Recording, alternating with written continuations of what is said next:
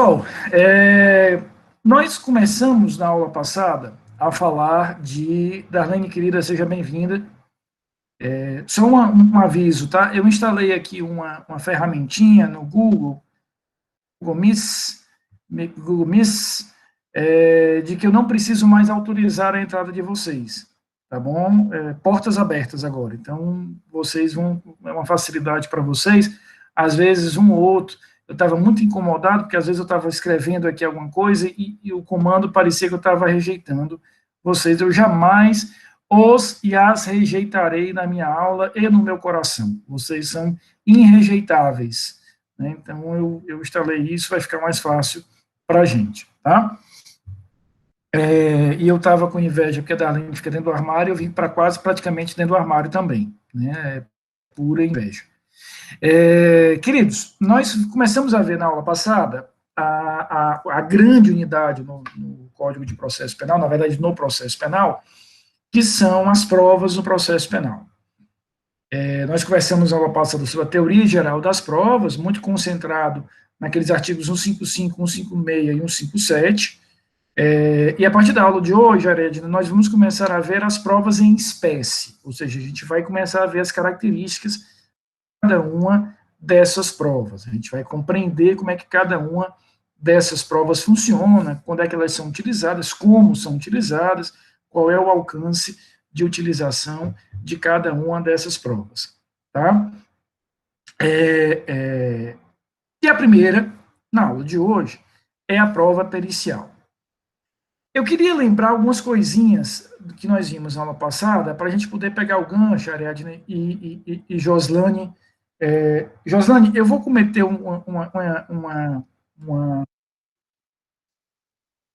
inconfidência, mas se eu não estiver enganado, eu acredito que você já foi minha aluna, e eu me lembro que uma vez eu elogiei uma tatuagem tua, que tinha uma tatuagem irada, ela tem uma tatuagem linda aqui no braço, se eu não estiver enganado, né? Pode ser que eu esteja. Queridos, acho que não. Olha, temos um novo aluno. Como é seu nome? Diga para todos nós. Diz de novo para ele escutar, que a gente chegou a escutar. Henrique. Ah, cara, e tu vai assistir aula junto com a gente? De direito penal.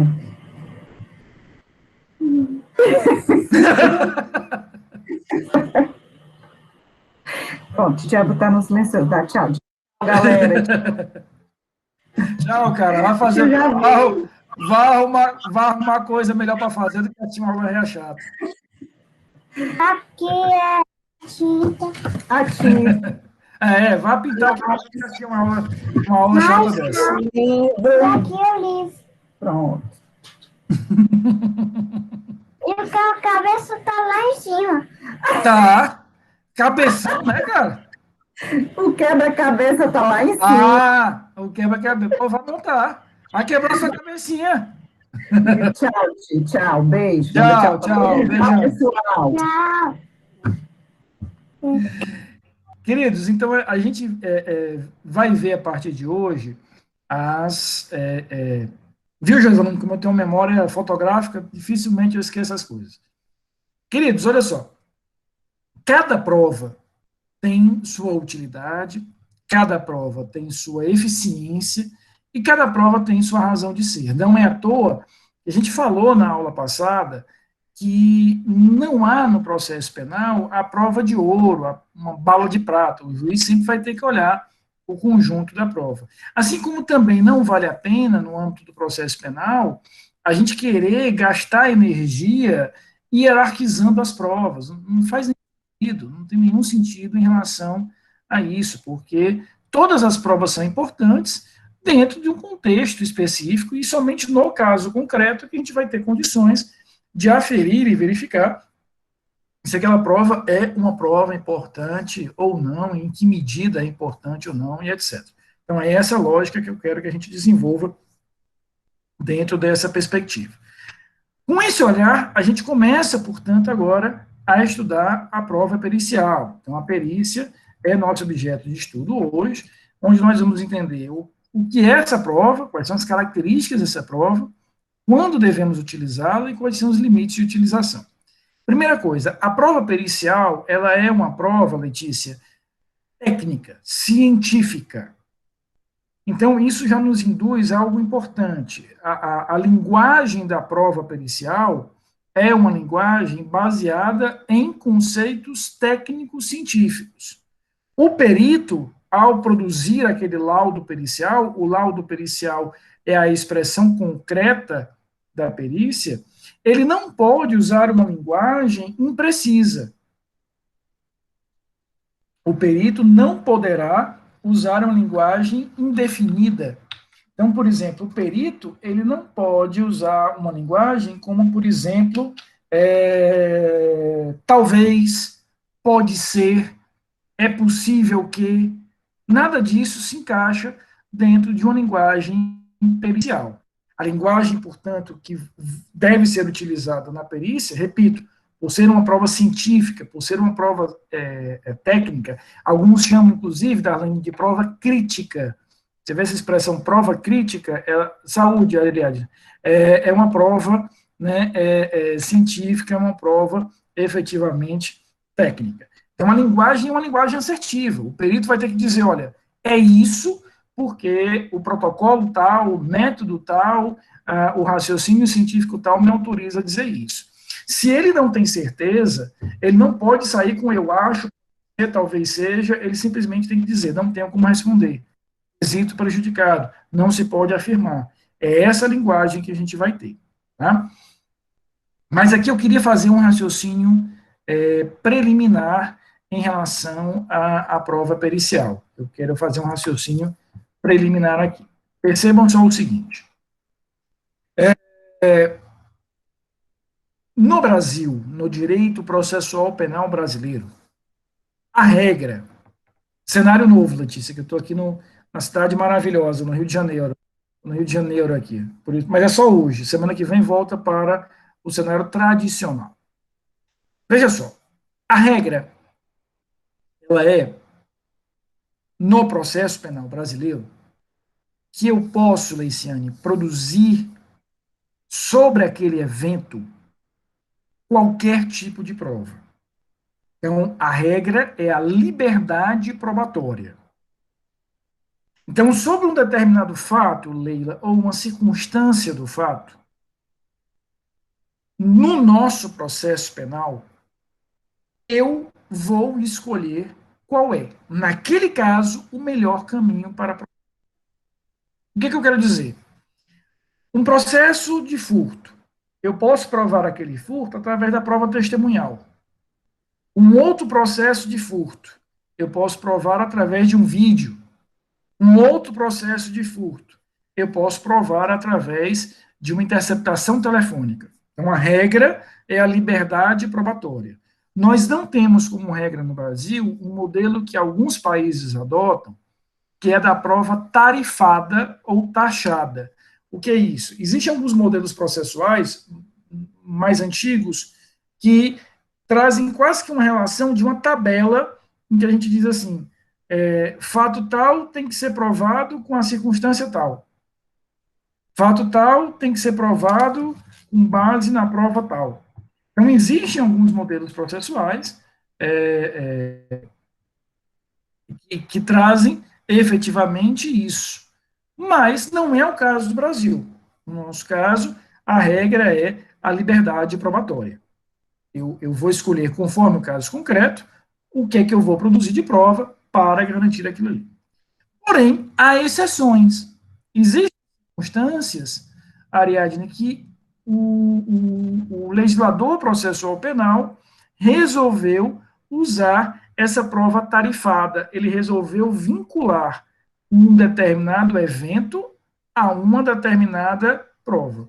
Um exemplo é o artigo 158, que inaugura, que inicia a nossa aula de hoje.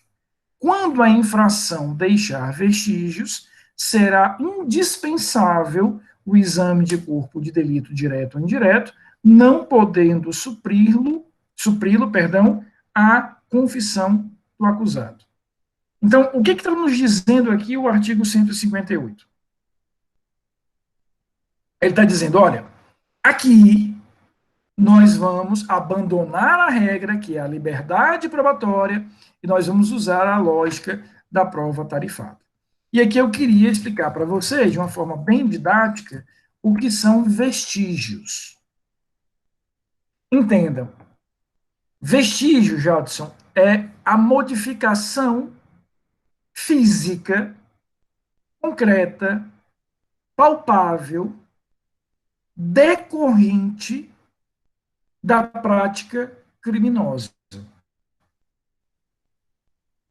Explicando melhor, aquele crime, ao ser praticado, ele conseguiu produzir um efeito físico, material, um efeito, Darlene, que eu consigo pegar, que eu consigo ver, que eu consigo cheirar.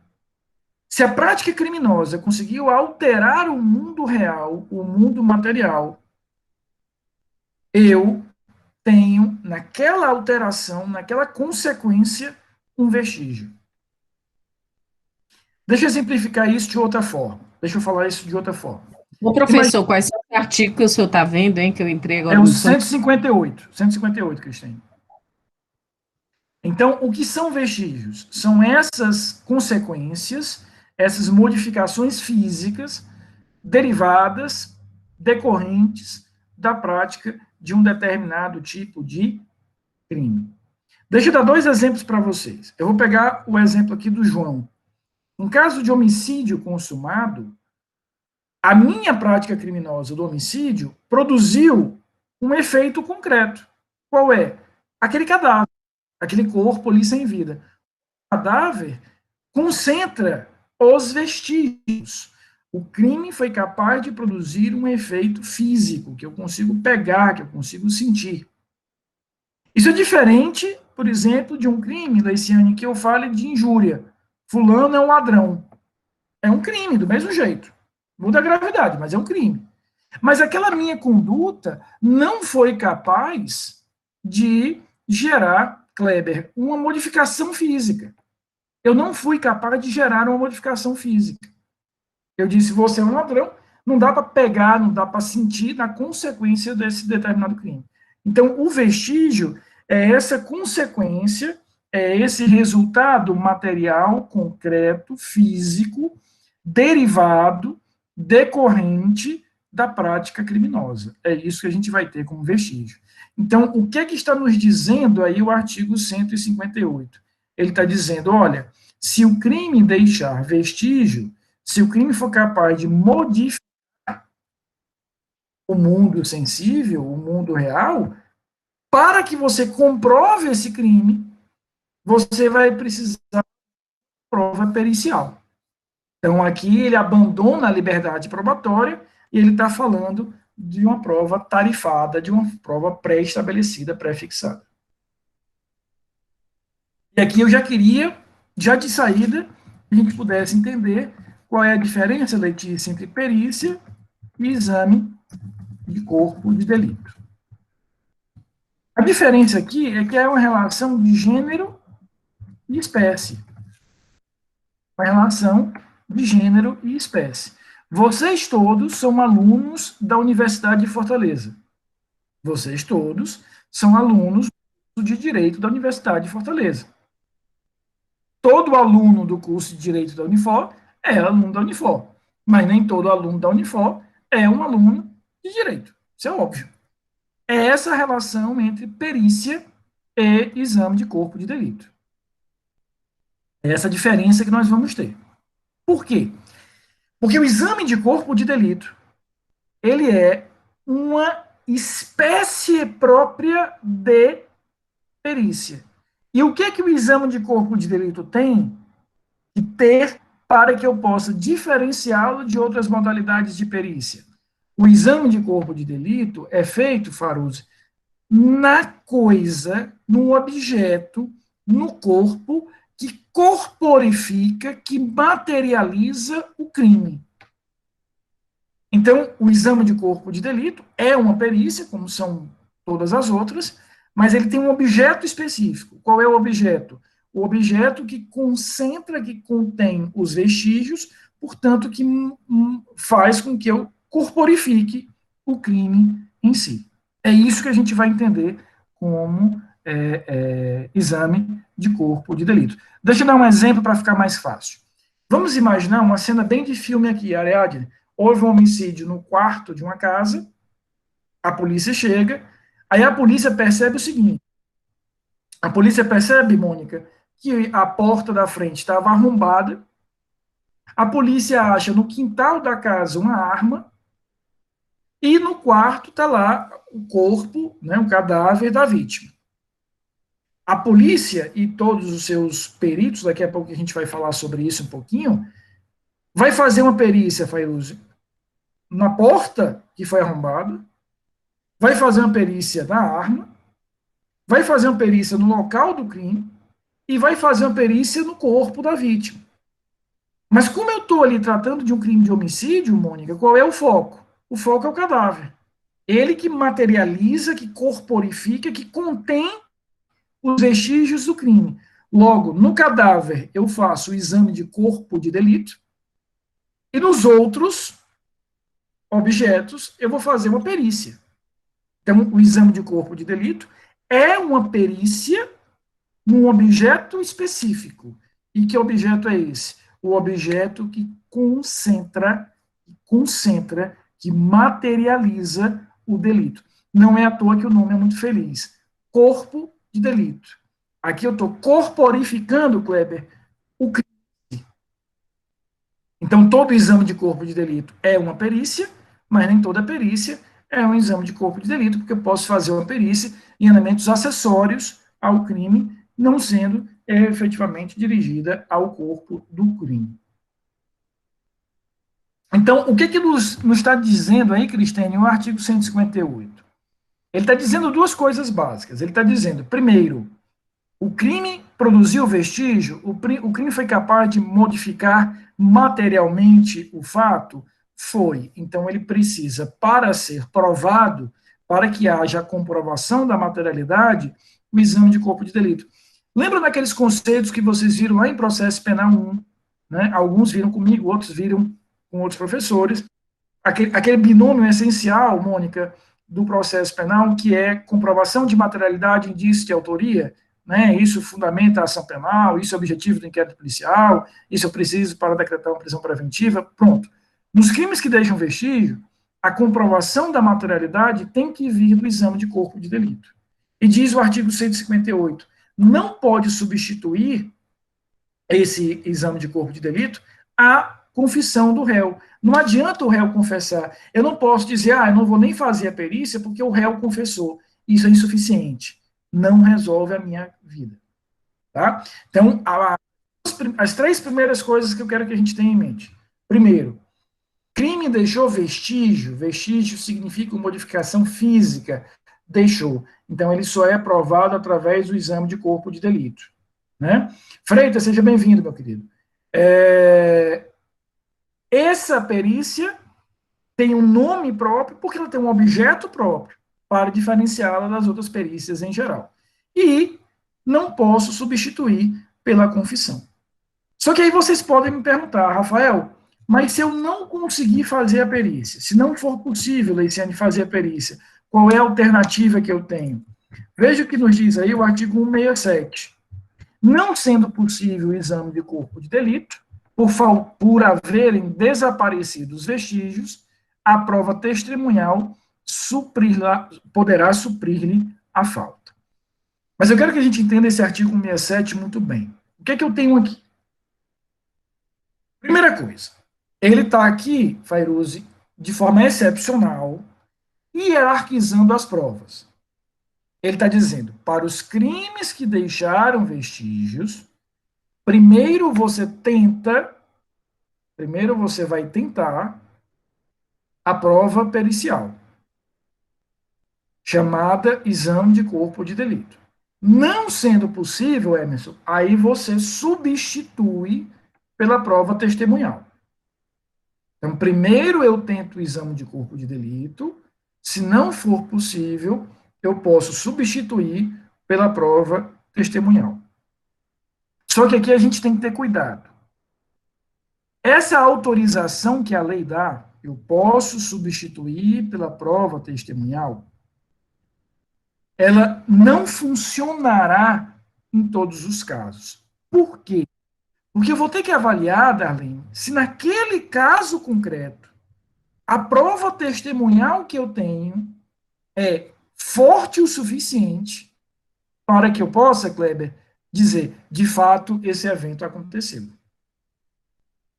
Aqui, o que a lei está dizendo é abstratamente permitindo a substituição. Se essa substituição vai se materializar na prática,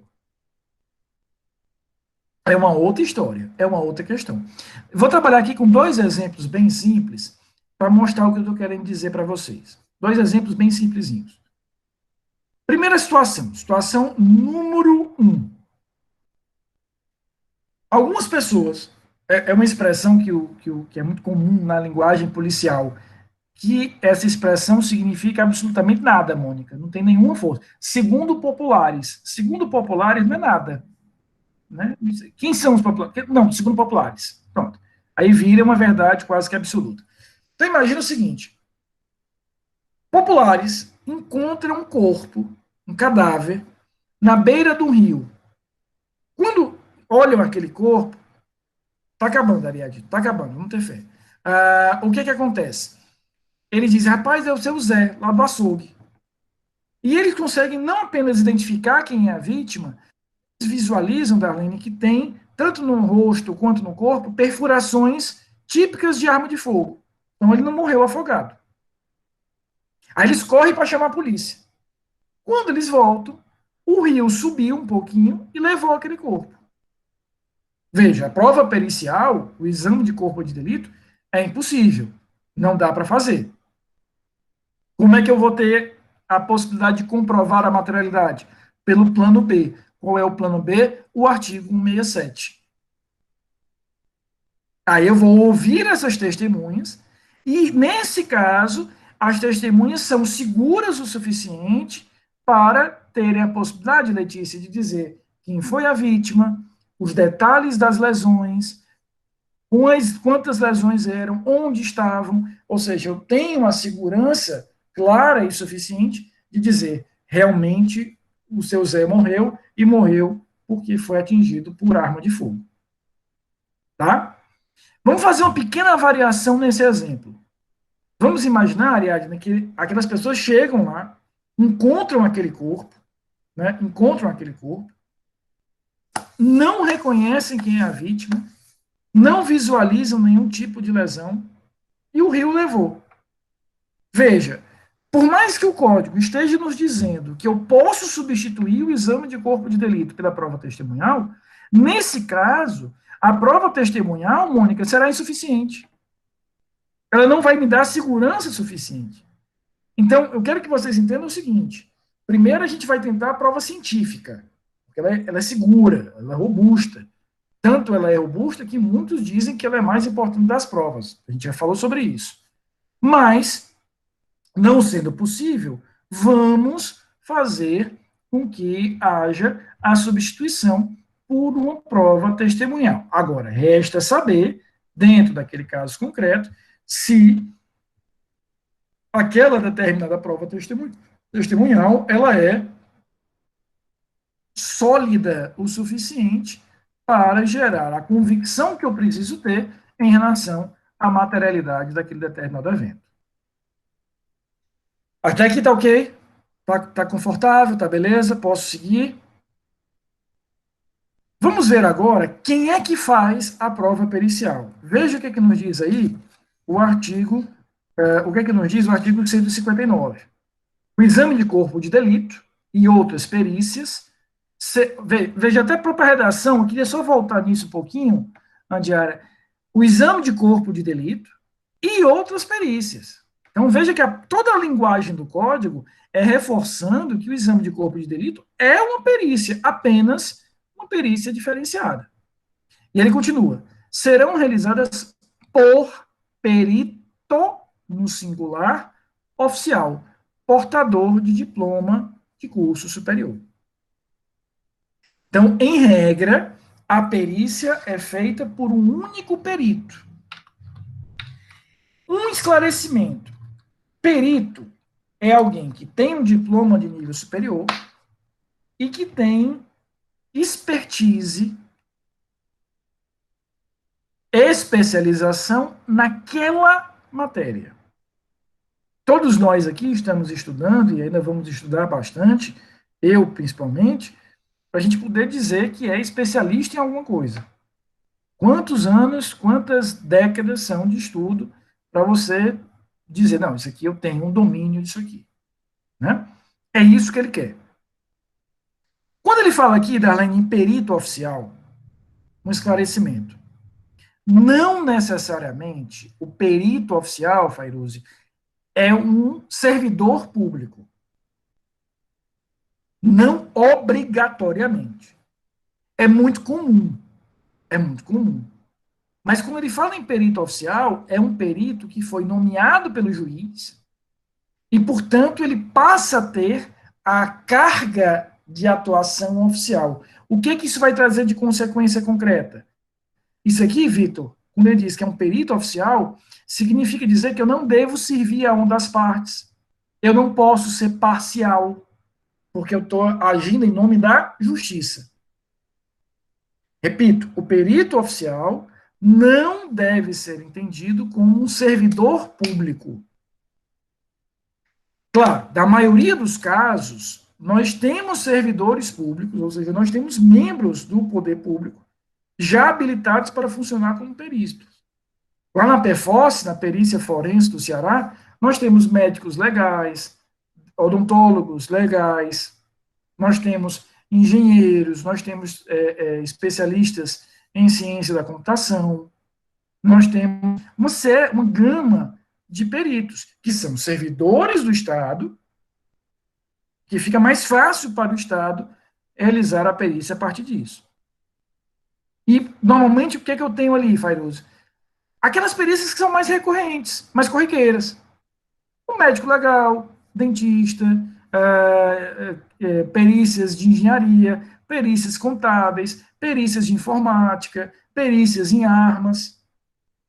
Mas pode acontecer, de uma determinada perícia ser necessária, o Estado não ter nos seus quadros um especialista naquela matéria, e o juiz nomeia um perito, que será um perito oficial, mesmo não sendo do Estado, será remunerado por aquele serviço, e o que ele produzir de prova é uma prova pericial.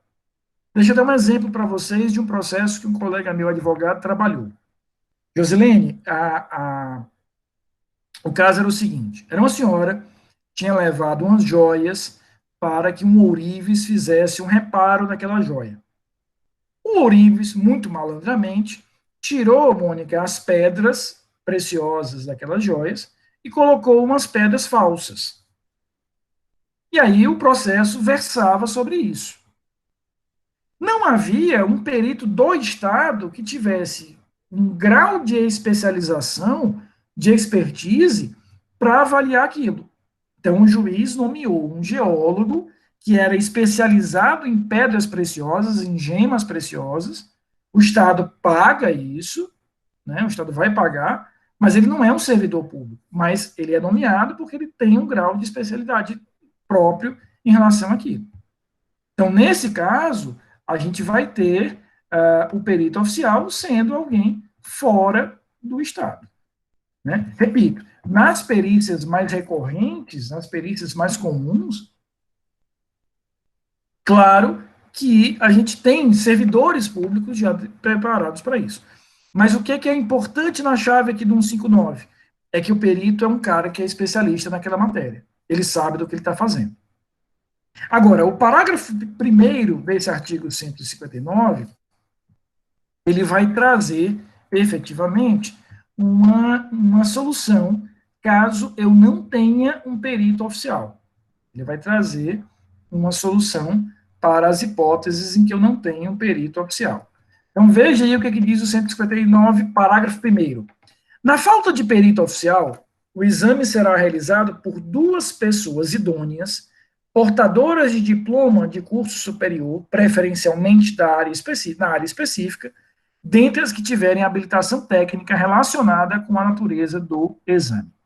Aqui, Leiciane, ele está trocando um especialista por dois que não são especialistas. Então, ele está trocando um perito, que é uma pessoa com a preparação técnico-científica própria e exclusiva para realizar aquela perícia, por duas pessoas que não são especialistas, não são dedicados àquilo ali, mas têm um conhecimento que podem, juntas, né? Sabe aquela história de duas cabeças pensam melhor do que uma? Aqui é exatamente isso. Eu tenho duas cabeças não especialistas que vão pensar pelo menos igual a um especialista. Então, imagina, por exemplo, Mônica, numa comarca pequena do interior, em que eu precise fazer uma perícia médico-legal, por exemplo, um crime contra a dignidade sexual, um crime de lesão corporal. E eu não tenho ali um médico legista, eu não tenho ali um médico que possa ter a habilitação em patologia, em medicina legal, para fazer aquela determinada prova. Eu não tenho um cara que seja especialista nisso. O juiz, Kleber, pode nomear, por exemplo, o dentista da cidade e um fisioterapeuta. Ele pode nomear um clínico geral e um dentista, para que juntos façam a prova. Então, aqui a gente vai perceber que claramente ele está dizendo, olha, na falta de um especialista, de alguém que tenha efetivamente essa possibilidade técnica de fazer isso, que eu substitua esse único especialista por, efetivamente, alguém com conhecimento mais direto, mais próximo, ou seja, alguém que é graduado, tem que haver uma graduação, ou seja, o cara tem que ser portador de diploma de nível superior, mas que, preferencialmente de uma área afim, mas sem ter um grau de especialização que ele possa sozinho. Saulo, pergunte depois a Fairuze. Professor, a minha questão é quanto ao diploma do ensino superior, né? Porque, assim, imaginemos uma situação onde seja necessário uma perícia de expressões e microexpressões faciais.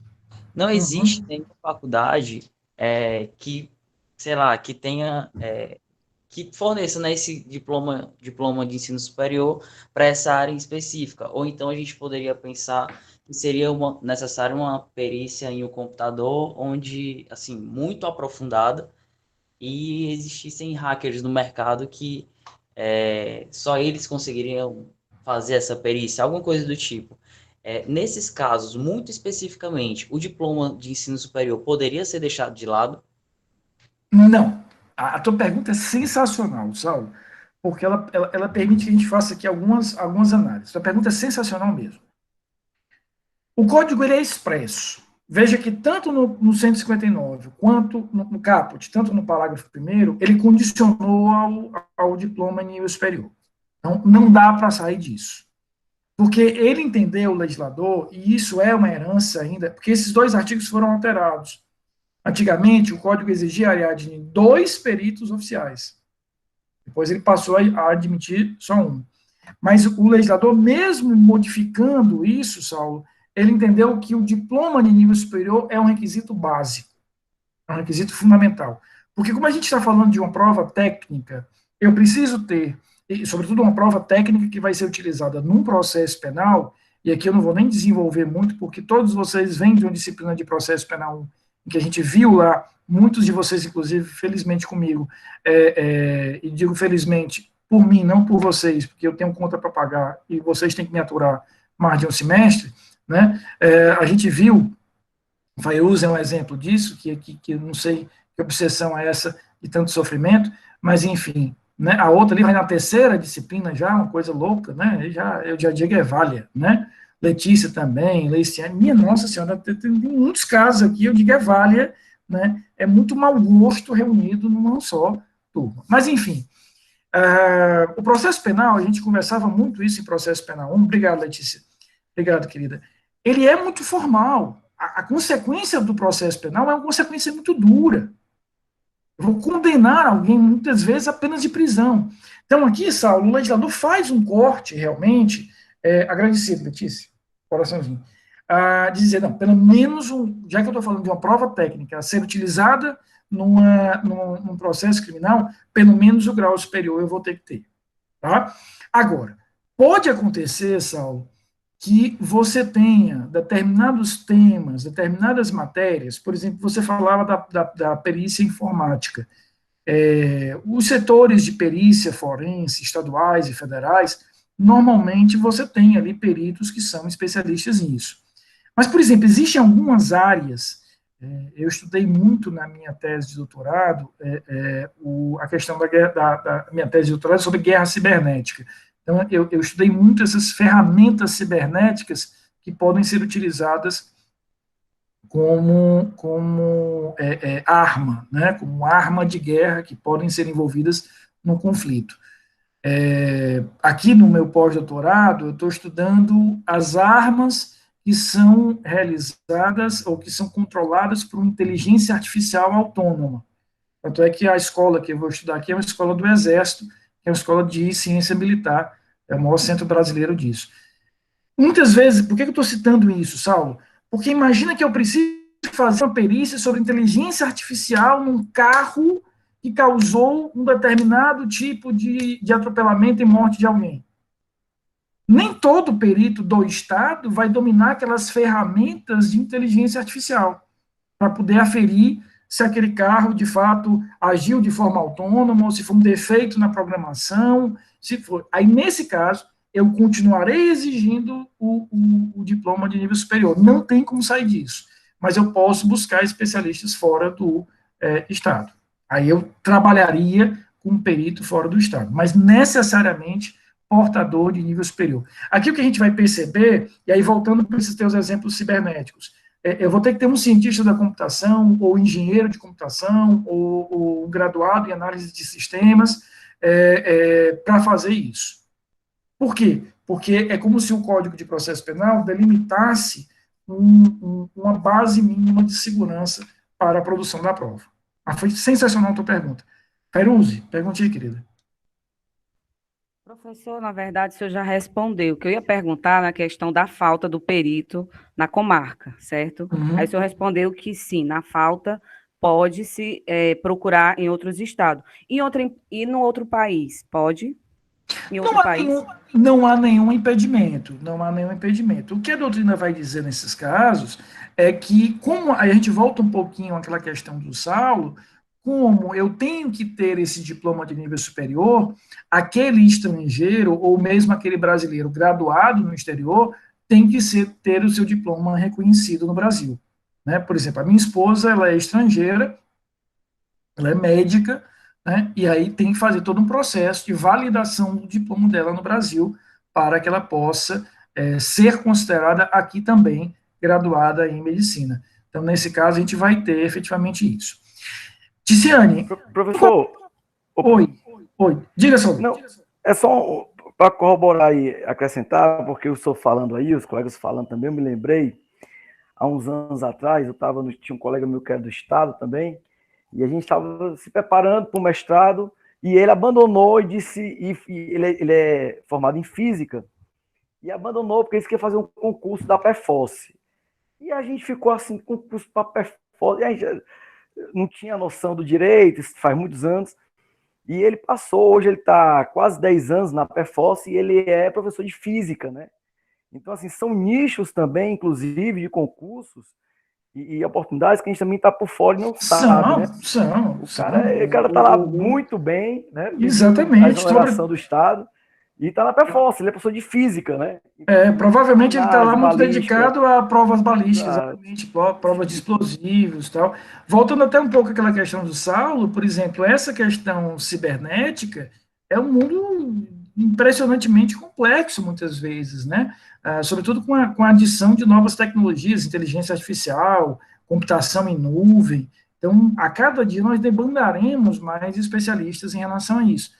Agora, pode acontecer, até pegando um pouquinho, Vairoso, aquela tua pergunta, existem casos, por exemplo, eu vi um caso uma vez, em que era um processo em que tinha sido utilizado um explosivo, Darlene, era uma questão que envolvia banco, esse explosivo, né, que explode a agência bancária e tal, e aí pediu-se, nomeou-se como perito, vejam só, um militar do Exército, porque o Exército tem, normalmente, um grau de especialidade, de especialização em explosivos, sobretudo explosivos de maior complexidade, pelo próprio ofício que o Exército brasileiro desenvolve em algumas atividades. Então, isso acaba sendo necessário, ou possível que você faça isso, muitas vezes. Tá? Só complementando, professor, eu passei 2 anos, né, na vara do júri, como no tribunal do júri, né? Uhum.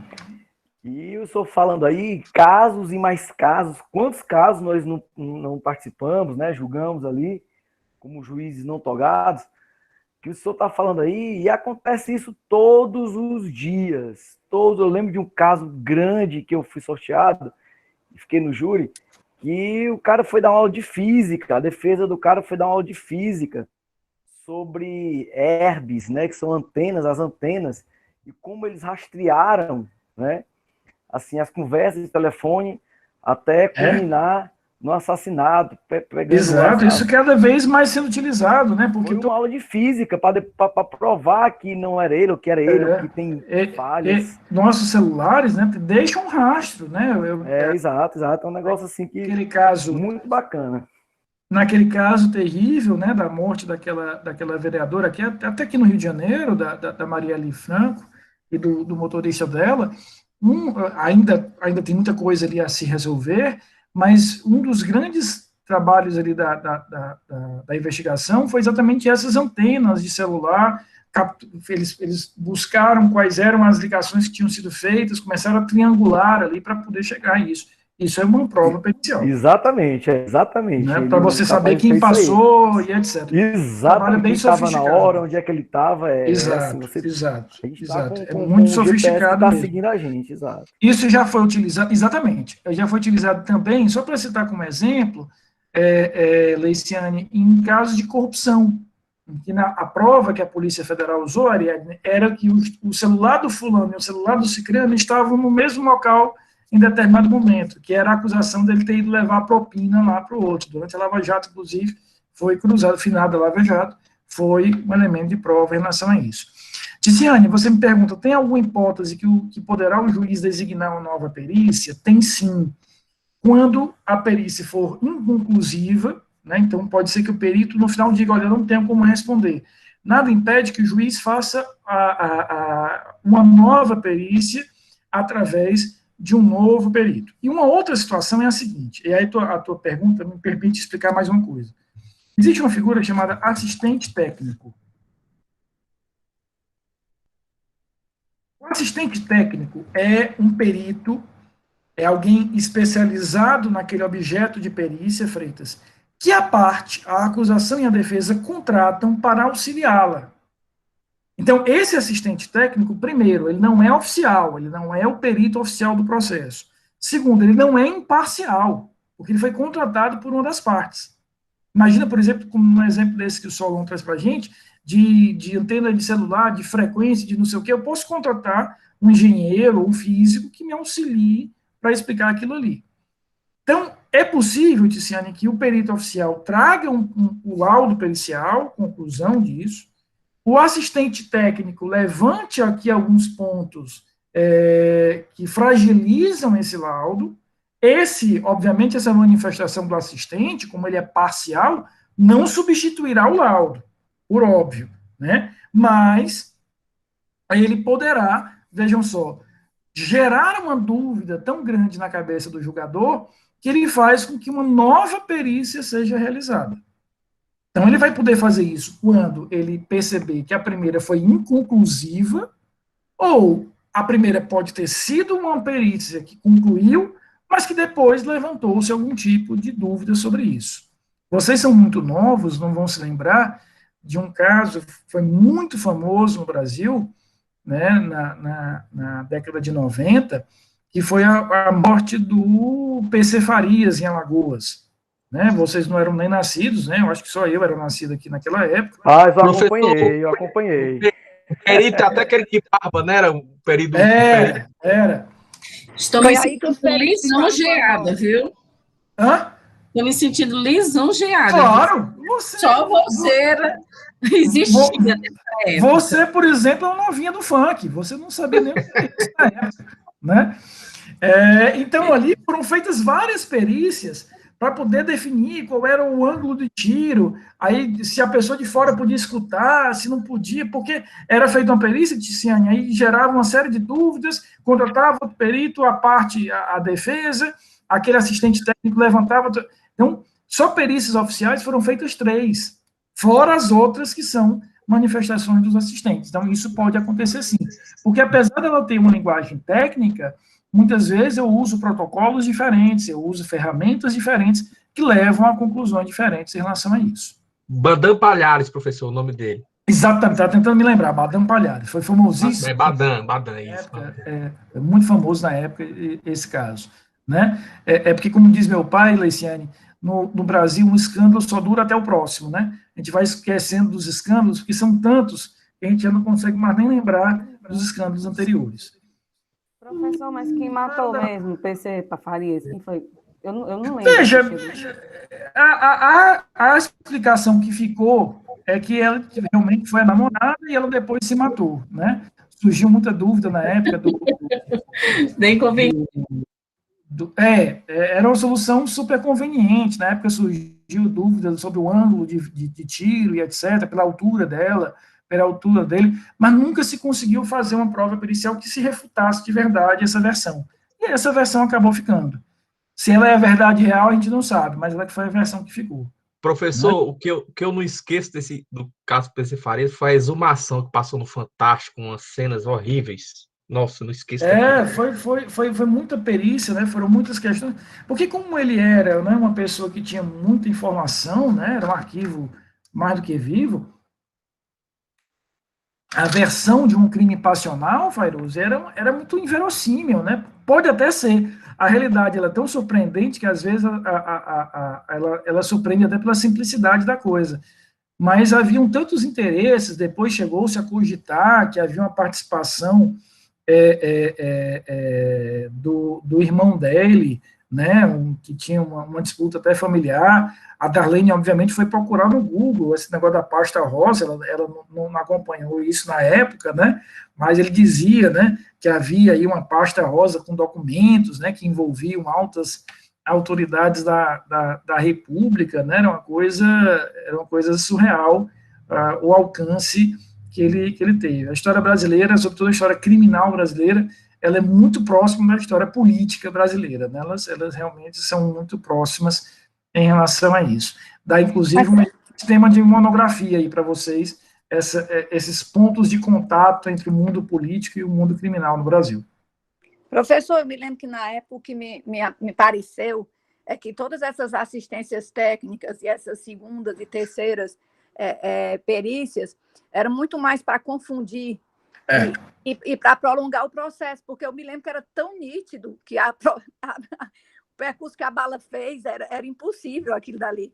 Eu achei até muito mal feito, eu achei até pouco profissional, porque foi óbvio, ali foi queima de arquivo, mas parece que contrataram uma equipe fraca, que deixou... E aí... que deu trabalho depois para camuflar. E a questão toda é que o processo penal tem essa dinâmica, sim, quer dizer, eu, muitas vezes, como tese de defesa, ou como argumento de defesa, eu preciso apenas criar dúvida, eu não preciso criar grandes certezas. Na hora que eu crio a dúvida, né, Solon, que teve a experiência no júri, sabe muito bem disso, na hora que você cria ali aquela dúvida, aquilo já é uma vitória imensa para a defesa nesse sentido, né? Então, ali, muito trabalho era isso, era desviar o foco, era desviar um pouco a atenção para o que seria. Me lembro que havia a trajetória da bala era muito inverossímil que tivesse partido dela, né, sobretudo a posição dos corpos como foram encontrados e outros elementos graves, né, mas acaba sendo uma tese inteligente de defesa, porque ao gerar a dúvida, aquela dúvida favorecerá diretamente. Ticiane, a tua pergunta é muito boa, Ticiane pergunta aqui no chat, o juiz não fica vinculado à conclusão da prova pericial, o juiz pode discordar do laudo pericial? Pode, porque, na verdade, é excelente a tua pergunta, até para a gente voltar um pouquinho ao que nós conversamos na terça-feira, de que não há prova de ouro, não existe essa bala de prata, então o juiz não está vinculado a nenhum tipo de prova. O juiz vai ter que se distanciar da prova e vai ter que olhar, efetivamente, pelo conjunto probatório sempre, para que ele possa ver isso. Professor? Eu vou fazer aqui a chamada enquanto vocês pensam na pergunta. Pode falar, Franklin. A questão é que no tribunal de júri, nem sempre o juiz ele vai decidir, né? Se o júri se influenciar pelas provas, o juiz vai apenas sentenciar, né? Ou seja, por mais que Na aquela verdade, a prova não decisão, seja... a gente vai estudar isso ainda esse semestre, a decisão de mérito, né, o que é que significa a decisão de mérito? Condenar ou absolver, ela é uma responsabilidade do jurado, né? O jurado é esse que é um juiz leigo, né, não é um juiz técnico. Então, muitas vezes, criar ali na cabeça do jurado uma dúvida já é extremamente eficaz nesse sentido.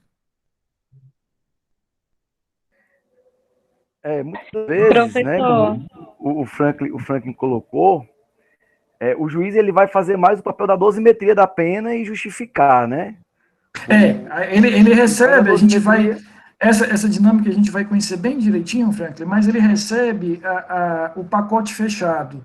Os jurados, eles condenam e não apenas condenam, são eles que reconhecem, eventualmente, algum tipo de qualificadora, algum tipo de elemento que diminua ou aumente a pena. Então, o trabalho do juiz, realmente, no júri, é um trabalho um pouquinho mais apertado, mais restrito, porque é basicamente dar corpo jurídico à decisão que os jurados tomaram. Né? A decisão ela é de responsabilidade do jurado. Então, o juiz apenas vai dar um corpo jurídico a isso.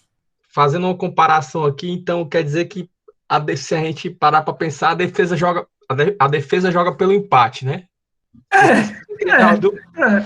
Eu gostei da analogia, exatamente isso. O empate é um bom resultado, aquela história que empate é um bom resultado, para a defesa ela não precisa necessariamente ganhar, ela não precisa provar, por exemplo, Isso, que nesse ele não sentido, né? existiu, ou que o fato não existiu. Basta que ela prove ali, e que ela gere, né, uma dúvida bastante robusta na cabeça do julgador, aí tanto do julgador, do júri, que é um julgador leigo, como do julgador técnico, o próprio juiz, né, que isso já é efetivamente uma grande tese de defesa.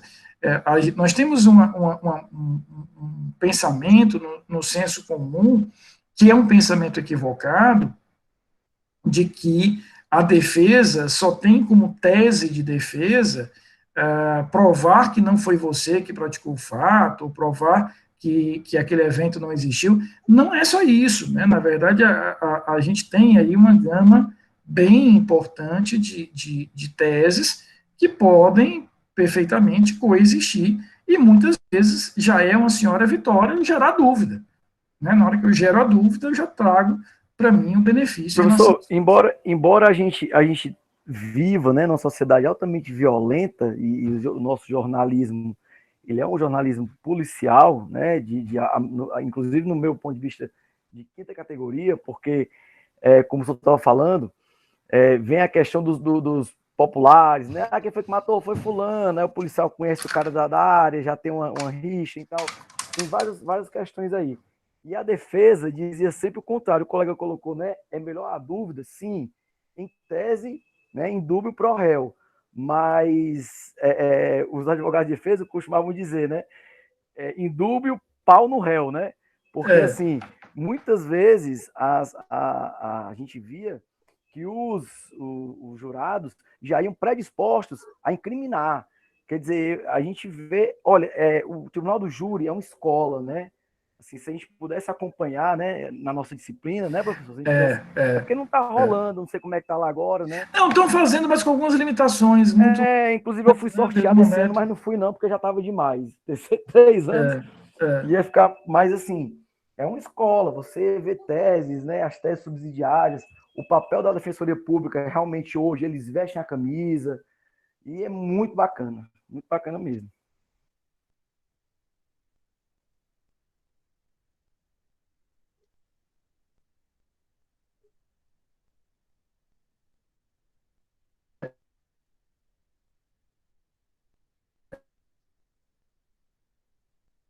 O professor congelou.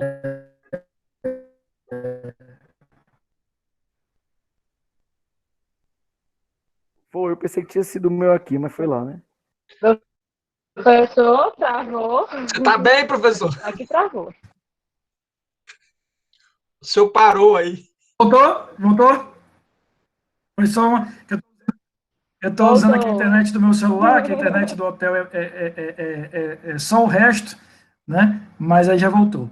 Mas só para fechar a ideia, Solon, tem um professor do Rio, aqui do Rio, o professor Michel Miss, ele tem algumas obras e alguns artigos, e outros tantos que trabalham nisso, que estudam essa relação entre imprensa e polícia, que é uma relação muito antiga, né? E eles vão relatar, por exemplo, que se você pegar no início do século XX, já nos jornais aqui do Rio de Janeiro e de São Paulo, já havia essa comunicação muito intensa entre polícia e jornalista, porque o jornalista precisava do furo de reportagem e o policial queria o destaque de ter feito aquela prisão, de ter feito aquela determinada operação. E isso, de certa forma, até hoje, vai... Uma dobradinha, né? E não é um fenômeno de hoje, nem de rede social, nem de nada. É um fenômeno que vem já cultural. Do jeitinho brasileiro, né? Total. Queridos, gostaram da aula? Mais alguma dúvida? Excelente. Professor. Claro demais. Oi, Tiziane. Então, mesmo depois do laudo do juiz, pode ter um julgamento, uma decisão contrária ao laudo pericial? Pode, desde que ele tenha suporte nas outras provas, né? Se ele tiver suporte nas outras provas, ou, aí volta um pouquinho aquilo que a gente falou agora há pouco, se aquele lado, porque veja, o laudo pericial, muitas vezes, Tiziane, vai provar um aspecto, ele vai provar que houve homicídio, mas ele não é capaz, por exemplo, de provar a autoria, na maioria dos casos. Então, o juiz, por exemplo, pode te absolver de uma lesão corporal, por mais que ele saiba que houve uma lesão, o resto da prova não foi suficientemente seguro para comprovar que você foi o autor, por exemplo. Né? Então, ele pode sim. Professor, o juiz também pode dispensar a prova pericial, né? Mas pode, alguma forma... salvo naquele caso do 158, né? Porque no 158, que o crime deixou vestígio, a lei impõe a prova pericial. Aí, nesse caso, ele não poderia dispensar. Né? Mas nos outros casos, aí a gente aplica o princípio da liberdade probatória. Ele não tem aí uma obrigação de seguir aquela prova especificamente. Tá bom. Tá bom? Queridos, fiquem bem, um excelente final de semana para vocês, aproveitem. Semana que vem, lembrando que nós não vamos ter carnaval, semana que vem... Bom carnaval, viu, professor? Né, bom carnaval em tese, né? A gente se encontra terça-feira de novo, vai ser aula tudo normal, viu? Bom carnaval, professor. Bom carnaval, pessoal. Bom final de semana. Abraço. Bom final de semana, professor. Obrigada. Obrigada pela aula, professor. Tchau, bom final de semana. Professor. Oi. É que eu sou da ACD. O senhor vai anotar meu nome para presença? Coloco, Mariana. Pode deixar que eu resolvo. Tá bom, obrigada. Pela presença, viu? Tá bom, obrigada.